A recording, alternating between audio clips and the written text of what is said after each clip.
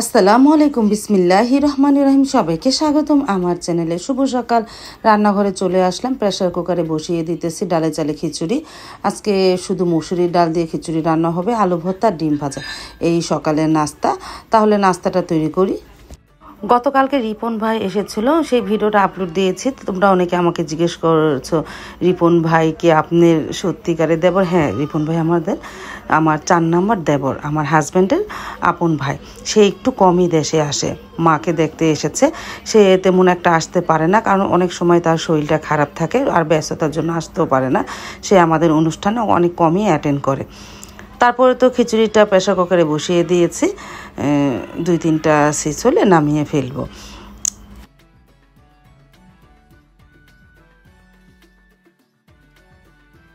তারপর তো আলু সিদ্ধ দিয়েছিলাম প্রেসার কুকারে, ডাল মানে খিচুড়ির সাথে। সেখান থেকে আলুটা তুলে নিই, আর খিচুড়িটা হয়ে গেছে, একটা হালকা নাড়া দিই।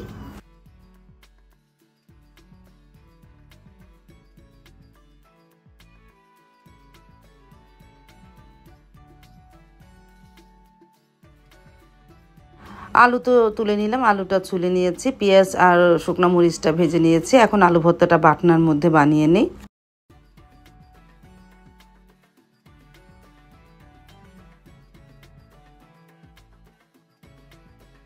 আর এদিকে আমটাকে ঝরা দিয়েছি গতকালকে রাত্রে ঝরা দিয়েছি। আমি তো লবণটা প্রথম ঘন্টাখানিক রেখেছি, তারপরে সরিষা, রসুন আর শুকনা মরিচ একটু আধা ভাঙ্গা করে এর সাথে মিশিয়ে তারপরে ঝরা দিয়ে রেখেছি। গতকালকে রাত্রে পানি ঝরে গিয়েছে। এখন আমি একটা ট্রে, মানে বড় একটা ট্রের মধ্যে নিয়ে মানে রোদে শুকাতে দিব। এটা আমের ঝুরি আচার। এই আচারটা কীভাবে দেবো তোমাদের সাথে পরে শেয়ার করবো না। তারপর তো নাস্তা খেতে বসে পড়লাম, ডিম ভাজলাম, আর সাথে খিচুড়ি আছে, আলু ভর্তা, এই সকালের নাস্তা। তারপর মা, আমি, সাইদুলের বাবা আমরা খেয়ে নিলাম। আর সারামণিও আজকে খিচুড়ি দেখি একটু খেতে বসলো।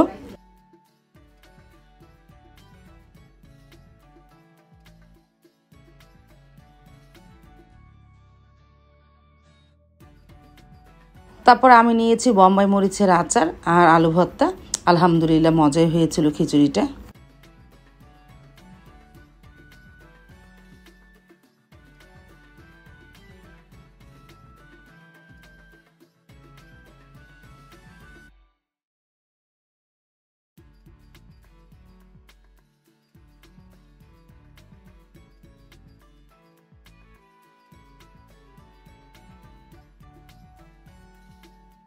চাও তো বানিয়েছিলাম, সারামণি একটু খিচুড়ি খেলো আর খেলো না।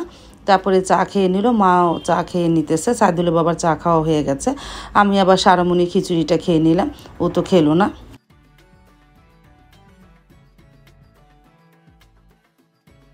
তারপরে ঘন্টা খানিক পর ভাবিও চলে এসেছে। গতকালকে রাতে একটা রুই মাছ এনেছিল, ফ্রিজে রেখে দিয়েছে। আমি সকালে উঠে বের করে রেখেছি, সেটাকে এখন কাটবো। ভাবি আইসটা তুলে দিয়েছে, এখন আমি কেটে নেই। আর ঘরগুলি তো গুছিয়ে রেখে এসেছি। ভাবির মাছ কাটা মানে ধোয়া হয়ে গেলে তারপরে ঘর ঝাড়ু দিয়ে মুছে নিবে না।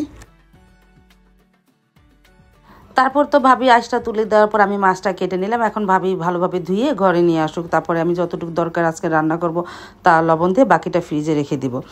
তারপর তো ঘন্টা খানিক পর রান্নাঘরে চলে আসলাম, রান্নাটা শুরু করে দিয়ে। আর বাহিরে যে রৌদ্র উঠেছে, গতকালকে তো একটু ঠান্ডা ঠান্ডা ছিল, আজকে তো অনেক রৌদ্র উঠেছে। বাহিরে গিয়েছিলাম হলো বেগুন ছিঁড়ার জন্য, কিন্তু বাহিরে কিছুক্ষণ হেঁটে চলে আসলাম, আর বেগুন ছিঁড়তে মনে নেই। আবারও বাহিরে গেলাম, এখন একটু হাঁটলাম।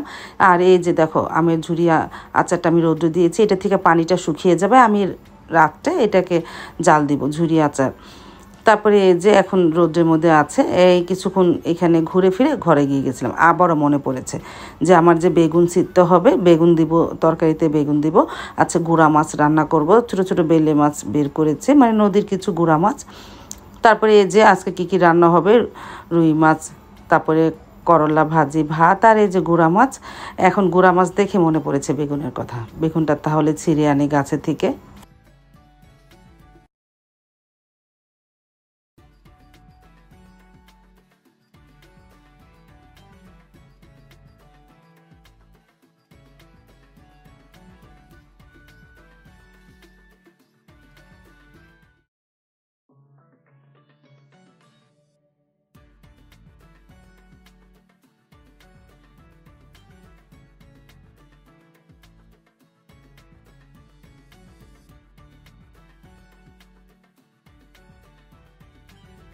তারপর তো করলা ভাজিটা বসিয়ে দিয়েছি, আলু দিয়েছি, সাথে পেঁয়াজ কাঁচামরিচ লবণ দিয়ে করলা ভাজিটা আস্তে আস্তে করে নিতেছি। পাশের চুলায় ভাতও বসিয়ে দিয়েছি।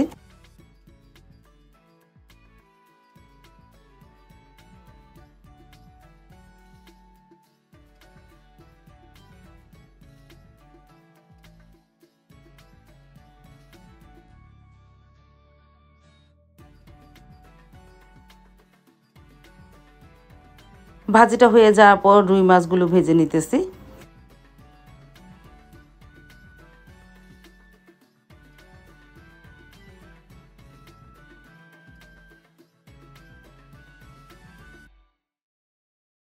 আর এদিকে গুঁড়া মাছটাও মেখে ঝুঁকে রাখি, ভাতটা ঠিকা দিয়ে এই তরকারিটা বসিয়ে দিয়ে বনে। আর আজকে রুই মাছ রান্না করব পটলের, মানে পটল দিয়ে রুই মাছের ঝোল হবে।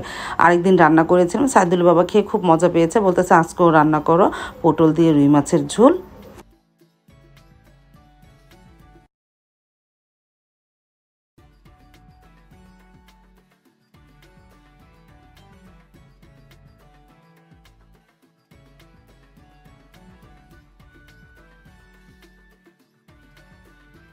মাছ তো ভাজা হয়ে গেল, এখন পটলগুলো হালকা ভেজে নিয়ে আমি পটলটা ছুলে নিয়েছি, তারপর একটু লবণ আর হলুদ মেখে হালকা ভাজা দিয়ে নিতেছি।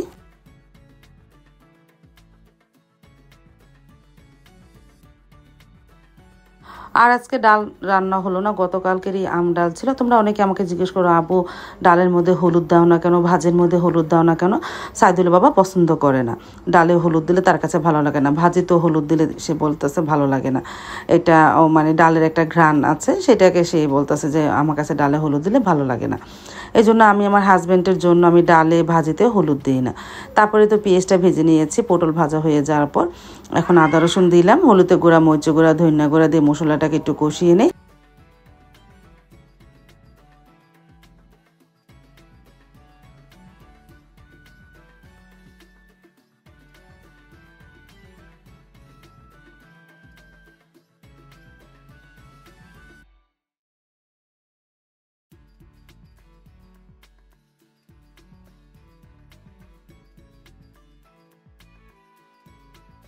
আর পাশের চুলায় তো গোড়া মাছের চচ্চড়িটা হচ্ছে, আমি একটা নাড়া দিলাম, আর নাড়া দিব না, আস্তে আস্তে জালে চচ্চড়িটা করি, আমি পানিটা পুরো শুকিয়ে ফেলবো।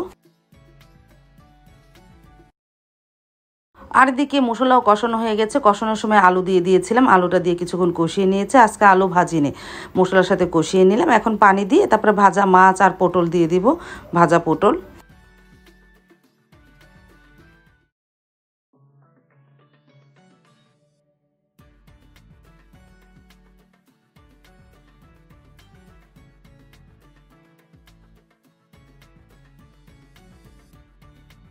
বলক তো চলে আসলো, এখন একটু শাক দিব, শাক দিয়ে ভালোভাবে নাড়াচাড়া করে তারপরে ভাজা মাছ আর পটল দিয়ে দিব। আস্তে আস্তে জালে রান্না করি পটলের ঝোল রুই মাছ দিয়ে।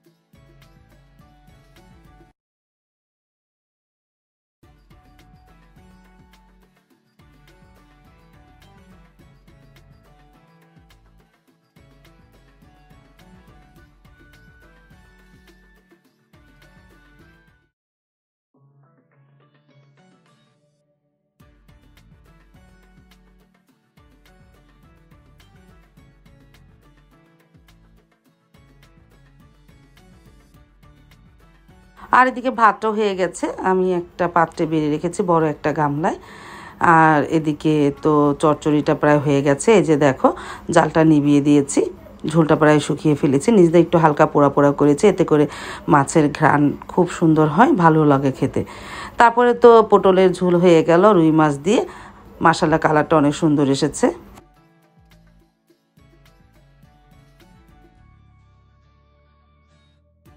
রান্না তো কমপ্লিট করে চলে আসলাম স্কুলে। সারামণির তো আজকেও পরীক্ষা, বৃহস্পতিবার দিন পরীক্ষা শেষ। সারামণিকে বসিয়ে দিয়ে আমি বাসায় চলে আসব।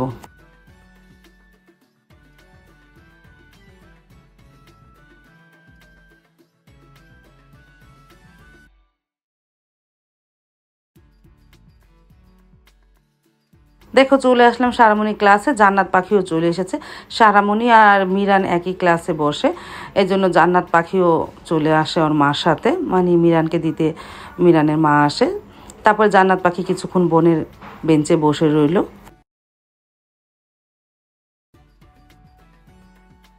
বাসায় তো চলে এসেছি, এসে দেখি দুধওয়ালা দুধ দিয়ে গেছে, সাইদুলের বাবা রাখলো।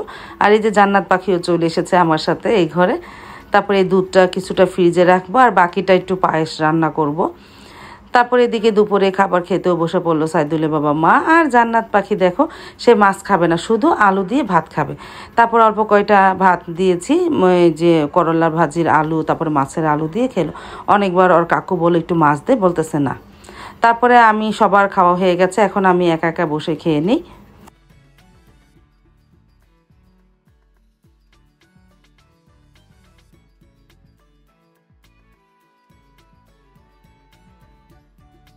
খাওয়া দাওয়া শেষ করে একটু রেস্ট নিয়ে আবারও রান্নাঘরে চলে আসলাম। দুধটা জাল দিতে হবে, বাকিটা ফ্রিজে ধুয়ে দিয়েছি। আর এখানে প্রায় 3 কেজি নিয়েছি, 3 কেজি দুধের একটু পায়েস রান্না করব, মেয়েরা খেতে চাচ্ছে। এক চুলায় পায়েস রান্না করব, আরেক চুলায় মোরব্বাগুলো জাল দিয়ে নিতেছে। গতকালকে রাত্রে জাল দিয়েছে, আর তো জাল দিয়ে না, আজকে জাল দিয়ে মোরব্বা আর ঝালটক আচারটা আবারও জাল দিয়ে নিই।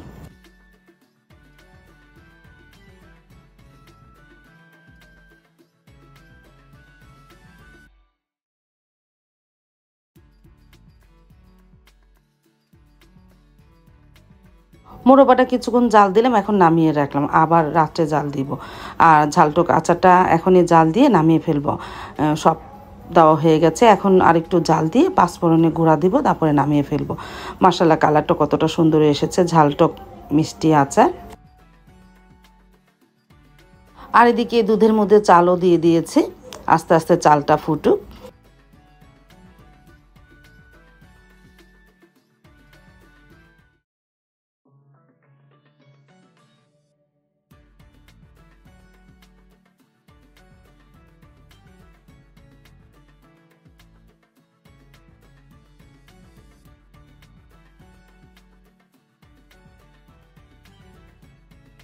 প্রায় আধা ঘন্টা পর চাল ফুটেছে, চাল ফুটে যাওয়ার পর আমি চিনি দিয়েছি। চিনি দিলে তো আর একটু পাতলা হয়ে যায়, আর একটু ঘন হোক তারপরে নামাবো।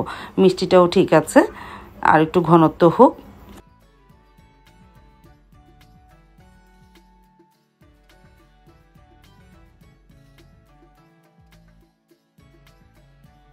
তারপরে 2টা বক্সে বেড়ে রাখলাম পায়েস, ঠান্ডা হলে তো খেতে ভালো লাগবে। তারপর তো সারামণি চলে আসলো পরীক্ষা দিয়ে, আসার পরে প্রাইভেট পড়ে এখন রুই মাছের মাথা দিয়ে ভাত খেয়ে নিতেছে। ও তো রুই মাছের মাথা অনেকটাই পছন্দ করে। দেখো কয়টা বাজে, 5টা 15 বাজে প্রায়। এই যে সারামণি রুই মাছের মাথা দিয়ে ভাত খাচ্ছে। আর এদিকে মাকে পায়েস দিলাম, মা এই ঘরে এসেছে, মাকে পায়েস দিলাম।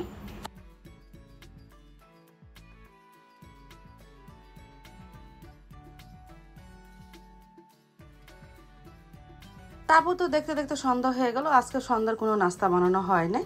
তারপরে প্রায় 8:30 বাজে সাইদুল বাবা চলে আসলো, সাথে করে একটা কাঁঠাল নিয়ে এসেছে। সেই কাঁঠালটা ভেঙে মা আবার এই ঘরে এসেছে রাত্রের খাবার খেতে। মাকে প্রথম কাঁঠালটা ভেঙে দিলাম, মা খেয়ে নিতেছে। তারপর আমরা সবাই একটু একটু করে খেলাম। কাঁঠালের রোয়াটা ছোট হলে কি হবে, অনেকটা মিষ্টি ছিল।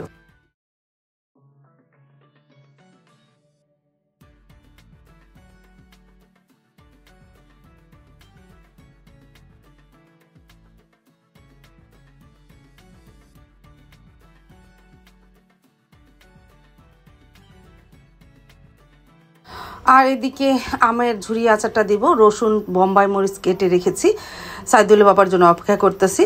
আর এদিকে সাইদুল বাবা 4টা দেশি আম এনেছে, আমাদের এলাকারই আম, কিন্তু আমগুলো একটু টক টক ছিল আর অনেক আঁশ ছিল। আইসা আম কিন্তু মোটামুটি ভালোই ছিল, দেশি আম। তারপরে আমি এই ঝুরি আচারটা দেওয়ার জন্য কড়াইতে সরিষার তেল দিলাম। এখন এর মধ্যে পাঁচফোড়ন, আস্ত পাঁচফোড়নটা দিয়ে দেব। তারপরে দিয়ে দেব ঝুরি আচারগুলো, যেখানে রসুন আর বোম্বাই মরিচ কাটা আছে। তারপরে এর মধ্যে একটু লবণ তো দেওয়া আছে, এখন আর লবণ দেবো না, একটু হলুদের গুঁড়া আর ধনিয়ার গুঁড়া দেবো, শুকনো মরিচের গুঁড়া দেবো না, কারণ শুকনো মরিচ তো এর সাথে দেওয়াই আছে।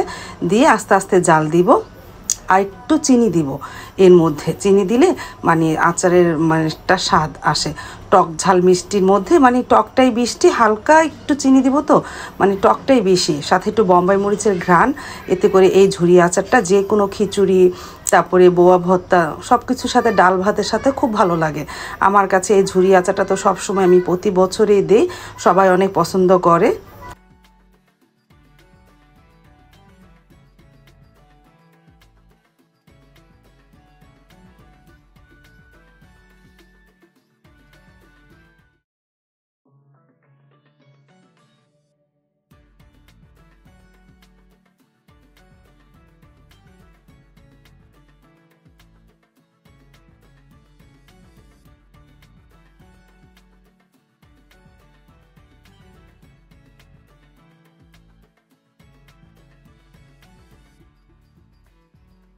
সব কিছুতে দেওয়া হয়ে যাবার ভালোভাবে মিক্সড করে এখন একটু চিনি দিয়ে দিতেছি।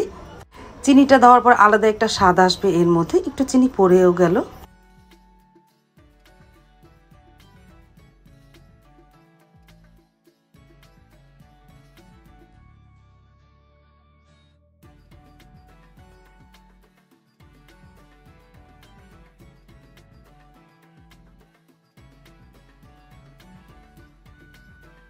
আস্তে আস্তে আরও কিছুক্ষণ জাল দিয়ে তারপরে জালটা নিভিয়ে দেবো না। কিছুক্ষণ জাল দেওয়া হলে আগামীকালকে আবারও জাল দিতে হবে, 2 দিন জাল দিয়ে আচারটা তৈরি করব। আজ তাহলে এই পর্যন্ত, দেখা হবে আগামীকালকে নতুন আরেকটা ব্লগ নিয়ে। আল্লাহ হাফেজ, আসসালামু আলাইকুম।